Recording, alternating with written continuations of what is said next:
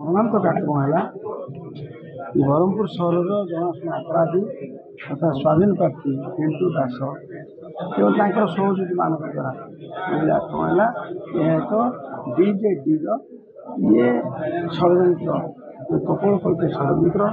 ପିଣ୍ଟୁ ଦାସକୁ ହାତ ବାରିଶ କରି ପ୍ରଦୀପ ପାଣିଗ୍ରାହୀଙ୍କୁ ଆସନ୍ତା ନିର୍ବାଚନ ଆସିକା ଲୋକସଭା କ୍ଷେତ୍ର ହେଉ ବା ଓଡ଼ିଶାର ଅନ୍ୟ ନିର୍ବାଚନ ମଣ୍ଡଳୀରେ ପ୍ରଚାର ପ୍ରସାର ରୋକିବା ପାଇଁ, ବିଜେପିକୁ ରୋକିବା ପାଇଁ, ପ୍ରଦୀପ ପାଣିକି ରୋକିବା ପାଇଁ ଯେଭଳି ମରଣାନ୍ତକ ଆକ୍ରମଣ ହେଲା ତାକୁ ଭାରତୀୟ ଜନତା ପାର୍ଟି ନିନ୍ଦା କରୁଛି ଏବଂ ନିର୍ବାଚନ ସମୟରେ ଯେଭଳି ପୋଲିସ ଏକପାକ୍ଷିଆ ଭାବେ ବିଜୁ ଜନତା ଦଳ ସହିତ କାମ କଲେ, ଅପରାଧୀମାନେ ହାତ ଗୋଡ଼େଇଲେ, ବୁଥ୍ ଯାଇକି ସାହାଯ୍ୟ କଲେ, ତାକୁ ମଧ୍ୟ ଭାରତୀୟ ଜନତା ପାର୍ଟି ନିନ୍ଦା କରୁଛି ଏବଂ ଅବାଧ ମୁକ୍ତ ନିର୍ବାଚନ ପାଇଁ ଭାରତୀୟ ଜନତା ଆଗ୍ରହ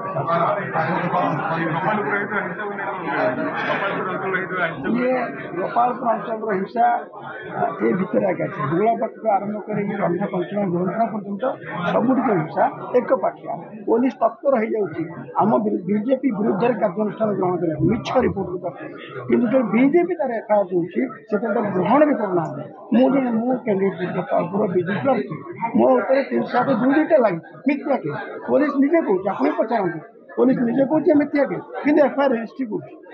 ଆମକୁ ଆଉ କିଛି ନୁହଁ, ଗୋପାଳପୁରରେ ଜନସାଧାରଣ ଲୋକଙ୍କ ସହିତ ହୁଏ ଏବଂ ଗଞ୍ଜାମ ଜିଲ୍ଲାରେ ମୋଦିଜୀଙ୍କର କାର୍ଯ୍ୟକ୍ରମ ପରେ ଯେଭଳି ଭାବେ ସୁନାମି ଆସିଛି, ଅରେଞ୍ଜ ସୁନାମି, ଯେଭଳି ଭାବେ ବିଜେପି ସହିତ ଲୋକମାନେ ଅଛନ୍ତି, ଭୋଟ ମଧ୍ୟ ଦେବାକୁ ରାଜରାସ୍ତାକୁ ଅଛନ୍ତି, ତାକୁ ବିଚଳିତ ହେଇକରି ବିଜେପି ଏଭଳି ଅପରାଧୀ କାର୍ଯ୍ୟ କରୁଛି। ତାକୁ ପୋଲିସ ଘଣ୍ଟା ଗୋଡ଼େଇବା ଆମକୁ ମର୍ମାହତ କରୁଛି ଏବଂ ଆକୁ ଘୋର ନିନ୍ଦା। ଗଞ୍ଜାମରେ ବିଜେଡିକୁ ହିଂସ୍ର ଏବଂ ପାଗଳ କରିଦେଇଛି। ତେଣୁ ବିଭିନ୍ନ ନିର୍ବାଚନ ମଣ୍ଡଳରେ ସେମାନେ ହିଂସାର ଆଶ୍ରୟ ନେଉଛନ୍ତି। ଆମେ ଆଜି ପ୍ରେସ୍ ମିଟ୍ କରିବାର ଉଦ୍ଦେଶ୍ୟ ହେଉଛି ଯେ ଡକ୍ଟର ପ୍ରଦୀପ ପାଣିଗ୍ରାହୀ ଉପରେ ଯେଉଁ ଆକ୍ରମଣ ହେଲା ତା ଭିତରେ ଏକ ଷଡ଼ଯନ୍ତ୍ର ଅଛି, ତାର ସେ ଦିଗକୁ ପୁଲିସ ତଦନ୍ତ କରୁ। ଏବଂ ଦ୍ୱିତୀୟ କଥା ହେଉଛି ଗଞ୍ଜାମ ଜିଲ୍ଲାରେ ଶାସକ ଦଳ ଯେପରି ଆଇନ ଶୃଙ୍ଖଳା ପରିସ୍ଥିତି ସୃଷ୍ଟି କରୁଛି ଏବଂ ବିଭିନ୍ନ ନିର୍ବାଚନ ମଣ୍ଡଳରେ ହିଂସା ସୃଷ୍ଟି କରୁଛି, ସେଥିରୁ ଶ୍ରାନ୍ତ ହଉ, ନଚେତ ବିଜେପି ଏହାର ଜବାବ ରାଜରାସ୍ତାରେ ଦେବ।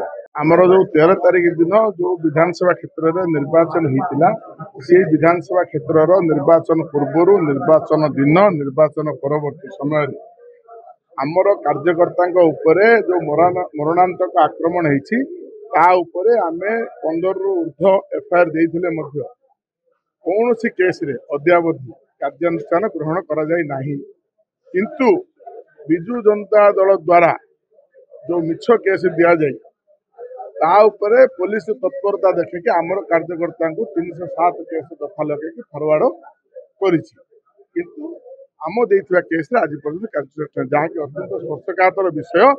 ତେଣୁ ମୁଁ ଆପଣମାନଙ୍କ ଜରିଆରେ ଅନୁରୋଧ ରଖୁଛି ଯେ ଜିଲ୍ଲା ପ୍ରଶାସନକୁ, ଏଇ ତ ଜିନିଷଟା ତ ମୁଁ ଆପଣମାନଙ୍କ ମାଧ୍ୟମରେ ଆମେ ସେଥିପାଇଁ ତ ପ୍ରେସ୍ ମିଟ୍ ମାଧ୍ୟମରେ ଆମେ ଡାକିକି ଆମେ ଲୋକଲୋଚନକୁ ଆଣୁଛୁ ଯେ 15ରୁ ଉର୍ଦ୍ଧ୍ୱ କେସ୍ ଦିଆଗଲାଣି, 307 ଦଫାରେ ସଙ୍ଗୀନ ଦଫାରେ ଏଫଆଇଆର ହେଇଛି, କିନ୍ତୁ ଅଦ୍ୟାବଧି ପୋଲିସ କାର୍ଯ୍ୟାନୁଷ୍ଠାନ ହେଉନାହିଁ। କିନ୍ତୁ ଓଲଟା ଆମର କାର୍ଯ୍ୟକର୍ତ୍ତାଙ୍କ ବିରୁଦ୍ଧରେ ମିଛ କେସ୍ କରାଯାଇକି ରାତାରାତି ଫରୱାର୍ଡ କରାଯାଉଛି, ଯାହାକି ଅତ୍ୟନ୍ତ ନିନ୍ଦନୀୟ କଥା।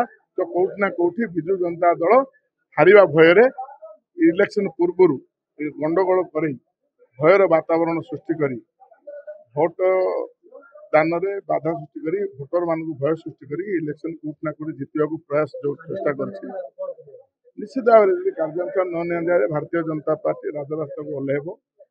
ଆଇନ ଡେମୋକ୍ରାଟିକ କାଣ୍ଟ୍ରିରେ ଗଣତାନ୍ତ୍ରିକ ଉପାୟରେ ରାଜରାସ୍ତାକୁ ଓହ୍ଲାଇବାକୁ ବାଧ୍ୟ ହେବ ଯେତେଦିନ ପର୍ଯ୍ୟନ୍ତ ପୋଲିସ କାର୍ଯ୍ୟାନୁଷ୍ଠାନ ନେଇଯିବ।